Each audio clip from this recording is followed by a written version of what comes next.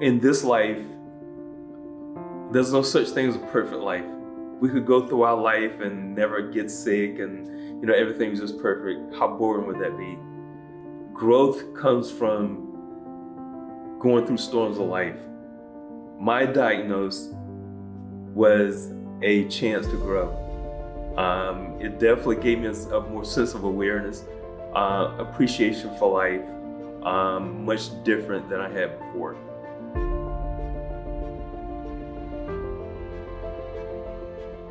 My name is Tim Jones, and I am a cancer survivor. I'm a father of two awesome sons, basketball coach, high school boys and girls, and recently I discovered I have a passion for cycling, road cycling as well as racing.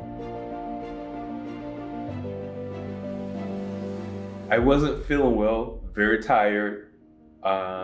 My lymph nodes behind my ears, my armpits, my groin area was swollen. I couldn't sleep. There have been moments in the past where I was feeling the same way, but it didn't linger with me.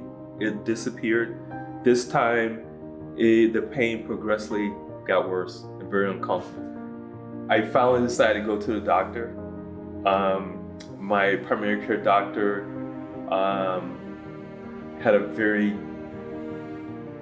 she was pretty sure that I had cancer.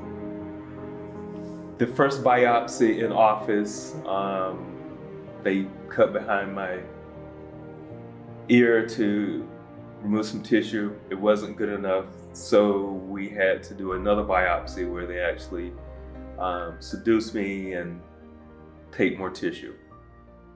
And then there was a waiting period of about 2 weeks. I received a phone call one morning. We need to see you as soon as possible. When I walked in, I had a feeling that the news wasn't gonna be positive. My doctor started the visit by saying two things to me. I have good news and I have bad news. Which one would you like to hear first?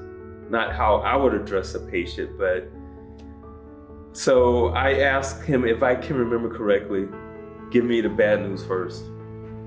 He said, you have cancer. At that time, of course, he didn't know it was lymphoma because it had the test hadn't come back yet. So I said, give me the good news. He said, the good news is this is the best cancer you can have. I didn't know how to take that. I mean, cancer's cancer. So I was kind of in shock, but a sense of relief in a way. At least now I know the reason why I wasn't feeling well. Now that we're here, we can start the process of what will be the next step for me. Once I found a good oncologist, he brought me in and we did a spinal tap, which is very painful. But have someone drill through your back while you're awake, but a process that must be done to see if the cancer had gotten to my bones. I was very relieved that it didn't. So in a few days, we're able to come up with a diagnosis of non-Hodgkin lymphoma grade 1. After receiving the initial diagnosis, I wasn't worried about myself. I was worried about, how do I tell them? How do you start that conversation? That was the hardest part. How do I tell my wife at the time that I have cancer? I wasn't worried about the future. My faith kicked in at that point. I just wanted a plan of attack to get started with the process of healing. In this life, there's no such thing as a perfect life. We could go through our life and never get sick and everything's just perfect. How boring would that be? Growth comes from going through storms of life, my diagnosis was a chance to grow. It definitely gave me a more sense of awareness, appreciation for life, much different than I had before. Me and my dad relationship has always been pretty good. Ever since I was small and playing basketball, he was always taking me to practices, was a very involved dad. Like, my parents were divorced, but that really didn't matter. I was still involved in his life. So normally he would come out to see me and stuff like that. He was living in California. I was in the Bay Area playing basketball, and found out about the diagnosis, and it definitely changed. It made me realize that kind of like your parents aren't really, they might not be around forever. So I really changed, and okay, this is really serious. Like, I need to start taking my parents' health and well-being a little more important. I mean, it's very scary when you hear cancer. Automatically you think like the worst thing possible. They have a month to live. Like, obviously he explained to me, and pretty much he has a good really explaining things to me always been since I was younger, but he told me like everything's gonna be okay. This is something that's been beaten and people have done it, and I was just pretty much like, anything you need, I'm gonna do it for you. And that's pretty much how the start of the conversation.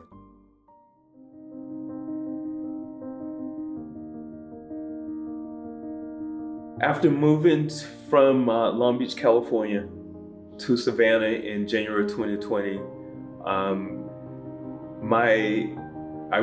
had my last cancer treatment April 10th, 2 days before my 60th birthday.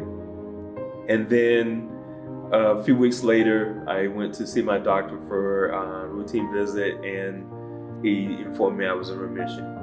He also informed me that remission doesn't mean that you're necessarily free.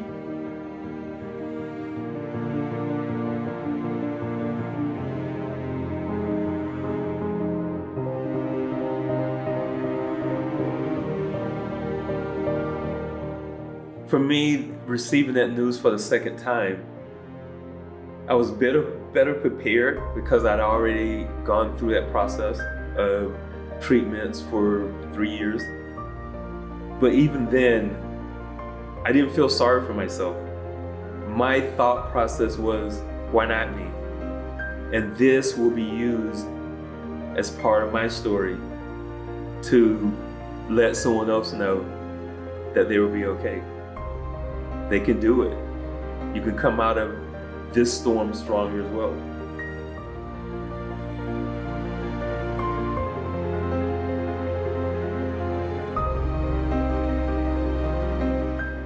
It was a shock, but I knew I had been feeling very uncomfortable for a few months. After being, riding a bike numerous of miles. It can be natural, but this pain was different than just being on a bike for 2 or 3 hours. I was given 3 options. I could have my prostate frozen, and there's no guarantee that the cancer would return.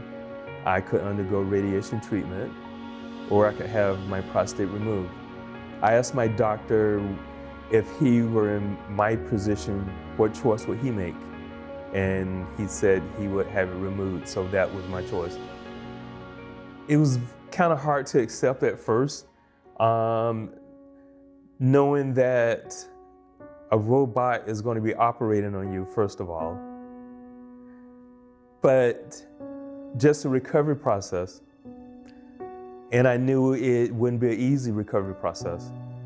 And my mother was battling breast cancer in North Carolina at the same time. And her time was numbered, or we knew she wouldn't be with us for very long. So having surgery would take away from time that I would be able to spend with her. But she understood, and she, of course, supported me. She was more worried about the pain that I was going through and my recovery process than what she was going through. Cancer is not something you can plan for, and cancer can affect you at any age. When it affects you personally, there's a choice that one must make. How do you deal with it? I think having a strong mindset can make the difference from the start. From the first day that I received my diagnosis, I could see myself after the process and the healing process was over, and not just focus on my circumstances at the moment, because I knew this is something I would recover from. However, that would be a process that I would have to go through, but it was one that I wasn't afraid of, and I knew I would be okay.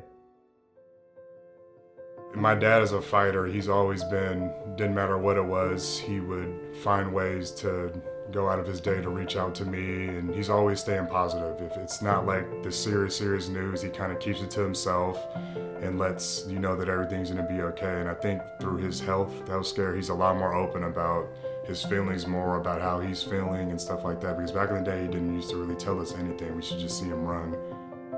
I think just his health awareness has definitely made me more aware of my health too. He's brought that to our family.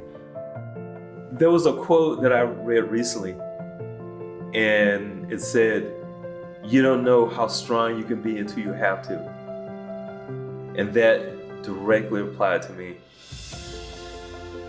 Storms of life are going to happen.